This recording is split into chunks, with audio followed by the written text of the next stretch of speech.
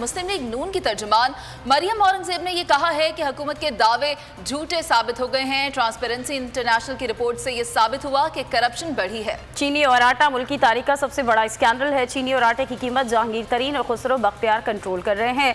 नून league 16 माह से कह रही है कि इमरान खान चोर हैं। ये रिपोर्ट किसी और हुकूमत के दौर में आती तो इमरान खान कंटेनर पर खड़े होते। नवाज शरीफ के दौर में करप्शन इंडेक्स में बेहतरी आई। इमरान खान मुल्क से बाहर जाकर मुखालफीन को डाकू कहते हैं। मुस्लिम लीग नून की तर्जुमान मरियम औरंगजेब ने कहा कि हुकूमत के दावे झूठे साबित हो गए हैं। ट्रांसपेरेंसी इंटरनेशनल की रिपोर्ट से यह साबित हुआ कि करप्शन बढ़ी है। जबकि चीनी और आटे की अगर बात करें तो मुल्क की तारीख का सबसे बड़ा स्कैंडल है।